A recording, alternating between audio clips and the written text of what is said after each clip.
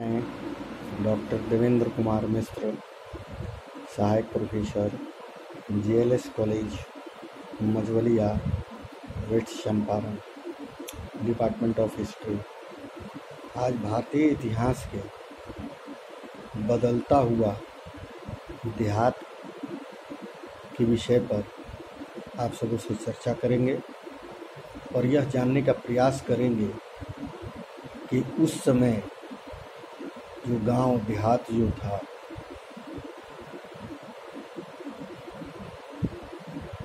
उस समय कैसे उपज बढ़ाने की काम होते थे, ग्रामीण समाज में क्या क्या भिन्नताएं थी, कैसे सामाजिक परिवेश थे, उस समय किस तरह से खेतीबाड़ी की जाती थी। इन सारी बातों पर हम आप लोगों से चर्चा करेंगे। उसमें बदलता हुआ जो देहात था, उसमें जनता में राजा की क्या छवि थी, राजाओं के बारे में प्रजा क्या सोचती थी। स्वाभाविक है कि अभिलेखों से सभी जवाब नहीं मिलते हैं। अभिलेख में जो चर्चाएं की गई हैं उससे पूर्ण रूप से जवाब हमें नहीं मिल पाता है। वस्तुतः साधारण जनता द्वारा राजाओं के बारे में अपने विचारों और अनुभवों के विवरण कम ही छोड़े गए हैं। फिर भी इतिहासकारों ने इसका निराकरण करने का प्रयास किया है। उदाहरण के तौर पर जातक और पंचतंत्र जैसे ग्रंथों में वर्णित कथाओं की समीक्षा करके इतिहासकारों ने पता लगाया है कि इनमें से अनेक कथाओं के स्रोत मौखिक किस्से कहानियों पर आधारित है, जिन्हें बाद में लिपिबद्ध किया गया होगा। जातक कथाएं पहली सहस्त्राब्दी ईसा के मध्य में पाली भाषा में लिखी गई। गणतिंदु जातक नामक एक कहानी में बताया गया है कि एक कुटिल राजा की प्रजा किस प्रकार से दुखी रहती थी। इन लोगों में वृद्ध महिलाएं, पुरुष, किसान, पशुपालक, ग्रामीण बालक और यहाँ तक कि जानवर भी शामिल हैं। जब राजा अपनी पहचान बदलकर प्रजा के बीच यह पता लगाने गया कि लोग उसके बारे में क्या सोचते हैं, तो एक एक करके सबने अपने दुखों के लिए राजा को भला बुरा कहा। पहले आप जानते हैं कि राजा महाराज अपने प्रजाओं के सुख दुख को सुनने के लिए वेश बदल के नगरों में जाया करते थे और पता करते थे कि लोगों का क्या फीडबैक है मेरे प्रति, लोग मेरे प्रति क्या विचार रखते हैं। और इसी में एक तथाकथ रामायण का एक प्रसंग भी है कि भगवान श्री राम जब इसी तरह का भ्रमण अपने नगर में कर रहे थे, तो एक धोबी द्वारा जो बात कही गई उसी को आधार मानकर उन्होंने सीता का परित्याग कर दिया था। उसी प्रकार उस समय जो राजा घूम रहे थे, तो वो देखे क्या कि वहाँ की जनता कई तरह की बातें हमारे विषय में कर रही हैं। उनकी शिकायत थी कि रात में डकैत उन पर हमला करते हैं, तो दिन में कर इकट्ठा करने वाले अधिकारी, रात में तो चोरी हो जाती है, और दिन में राजा के द्वारा जो टैक्स निर्धारित किया गया है वो टैक्स के लिए अधिकारी हमें परेशान करते हैं। ऐसी परिस्थिति में बचने के लिए लोग अपने अपने गांव छोड़कर जंगल में जाके बस गए कि हम जंगल में रहेंगे तो न डकैतियों से भी बचेंगे और जो राजा द्वारा टैक्स लिया जाता है उससे भी हम वंचित रहेंगे। जैसा कि इस कथा में पता चलता है कि राजा और प्रजा, विशेषकर ग्रामीण प्रजा के बीच संबंध तनावपूर्ण रहते थे। राजा और प्रजा के बीच संबंध अच्छे नहीं थे, क्योंकि शासक अपने राजकोष को भरने के लिए बड़े बड़े कर की मांग करते थे, जिससे किसान खास तौर पर त्रस्त रहते थे। इस जातक कथा से पता चलता है कि इस संकट से बचने का एक उपाय जंगल की ओर भाग जाना होता था। इसी बीच करों की बढ़ती मांग को पूरा करने के लिए किसानों ने उपज बढ़ाने और इसके उपाय ढूंढने शुरू किए। भाई, इतने जो टैक्स देने हैं, इसके लिए किस तरह की खेती की जाए कि उसकी भरपाया की जा सके। तो उन्होंने उपज बढ़ाने के तरीके का सुझाव आया कि उपज बढ़ाने का एक तरीका हल का प्रचलन था, जो 6ठी शताब्दी ईसा पूर्व से ही गंगा और कावेरी की घाटियों की उर्वरक कछारी क्षेत्र में फैल गया।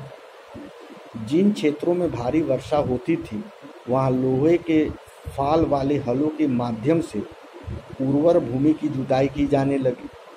इसके अलावा गंगा की घाटी में धान की रुपाई की वजह से उपज में भारी वृद्धि होने लगी। हालांकि किसानों को इसके लिए कमरतोड़ मेहनत करनी पड़ी, काफ़ी परिश्रम करना पड़ा। पहले तो लकड़ी के हल से भी जुताई हुआ करती थी और लकड़ी के हल के साथ साथ लोहे का हर का प्रयोग उसमें प्रारंभ किया गया और काफ़ी उपज बढ़ाने में ये सहायक हुआ। यद्यपि लोहे के फाल वाले हल की वजह से फसलों की उपज बढ़ने लगी, लेकिन ऐसे हलों का उपयोग उपमहाद्वीप के कुछ ही हिस्सों में सीमित था। सारे जगह ही इसका प्रयोग नहीं होता था खेती बाड़ी में। पंजाब और राजस्थान जैसी अर्ध शुष्क जमीन वाले क्षेत्रों में लोहे के फाल वाले हल का प्रयोग 20वीं सदी में शुरू हुआ। जो किसान उपमहाद्वीप के पूर्वोत्तर और मध्य पर्वतीय क्षेत्रों में रहते थे, उन्होंने खेती के लिए कुदाल का उपयोग किया, जो ऐसे इलाके के लिए कहीं अधिक उपयोगी था। उपज बढ़ाने का एक और तरीका कुओं, तालाबों और कहीं कहीं नहरों के माध्यम से सिंचाई करना भी था। कुआं से, तालाब से, नहर से माध्यम था सिंचाई का, या फिर बारिश पर निर्भर था। व्यक्तिगत लोग और कृषक समुदाय ने मिलकर सिंचाई के साधन निर्मित किए। व्यक्तिगत तौर पर तालाबों, कुओं और नहरों जैसे सिंचाई साधन निर्मित करने वाले लोग प्रायः राजा या प्रभावशाली लोग थे, जिन्होंने अपने इन कामों का उल्लेख अभिलेखों में करवाया है। ये जितने राजा महाराजा जो काम किए हैं, उसको अपने समय के जो भी अभिलेख हैं उस पर इसका वर्णन उन लोगों ने कराया है। ग्रामीण समाज में विभिन्नताएं, यद्यपि खेती की इन नई तकनीकी ने उपज तो बढ़ी, लेकिन इसके लाभ समान नहीं थे। इस बात के प्रमाण मिलते हैं कि खेती से जुड़े लोगों में उत्तरोत्तर भेद बढ़ता जा रहा था। कहानियों में, विशेषकर बौद्ध कथाओं में भूमिहीन खेतिहर श्रमिकों, छोटे किसानों और बड़े बड़े जमींदारों का उल्लेख मिलता है।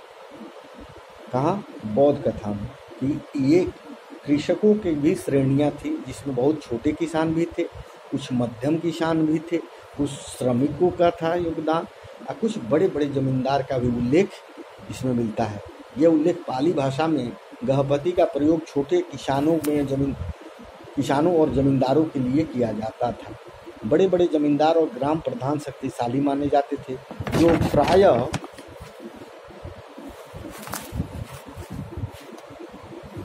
प्रायः किसानों पर नियंत्रण रखते थे।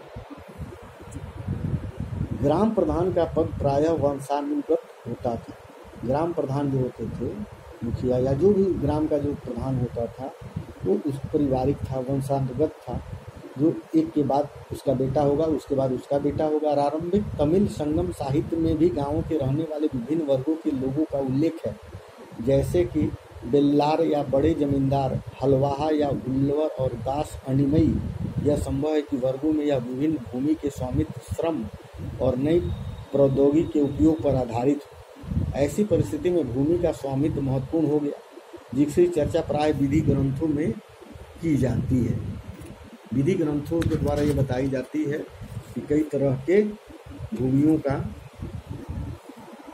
वर्गीकरण था। कुछ छोटे किसान थे, कुछ मध्यम किसान थे और कुछ जमींदार टाइप के किसान थे। भूमि दान और नए संभ्रांत की गणना में इस आरंभिक सदियों से ही भूमि दान के प्रमाण मिलते हैं। इनमें से कई का उल्लेख अभिलेखों में मिलता है। इनमें से कुछ अभिलेखों पर पत्थरों पर लिखे गए थे, लेकिन अधिकांश ताम पत्थरों पर खुदे होते थे, जिन्हें संभवतः उन लोगों का प्रमाण रूप दिया जाता था जो भूमि दान लेते थे। भूमि दान के जो प्रमाण मिले हैं, वे साधारण तौर पर धार्मिक संस्थाओं या ब्राह्मणों को दिए गए थे। अधिकांश उल्लेख संस्कृत में थे। विशेषकर 7वीं शताब्दी के बाद के अभिलेखों के कुछ अंश संस्कृत में है और कुछ तमिल और तेलुगु जैसी स्थानीय भाषाओं में भी है।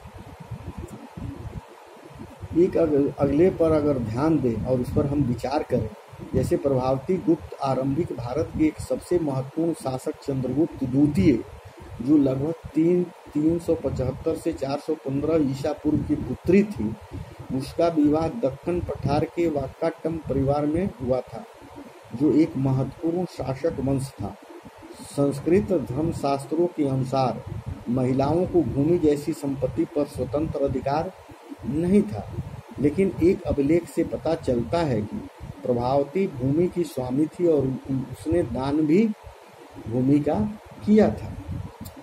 इसका एक कारण यह हो सकता है क्योंकि एक रानी आरंभिक भारतीय इतिहास में ज्ञात कुछ रानियों में से एक थी, इसलिए उनका यह उदाहरण एक बिरला ही रहा हो।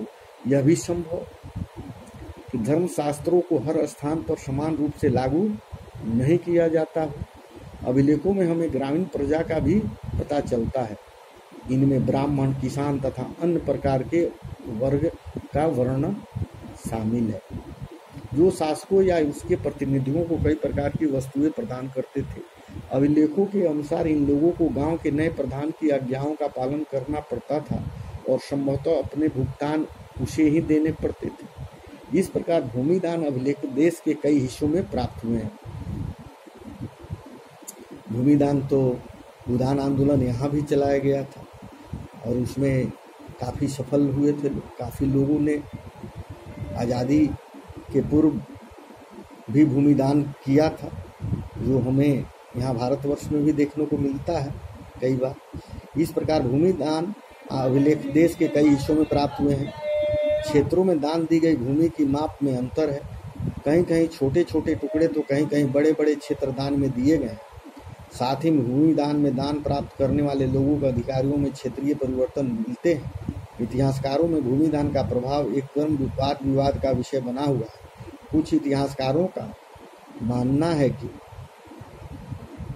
भूमिदान शासक वंश द्वारा कृषि को नए क्षेत्रों में प्रोत्साहित करने के लिए एक रणनीति थी, जबकि कुछ का कहना है कि भूमिदान में दुर्बल होते राजनीतिक प्रभुत्व का संकेत मिलता है, अर्थात राजा का शासन सामंतों पर दुर्बल होने लगा तो उन्होंने भूमिदान के माध्यम से अपने समर्थक जुटाने प्रारंभ कर दिए।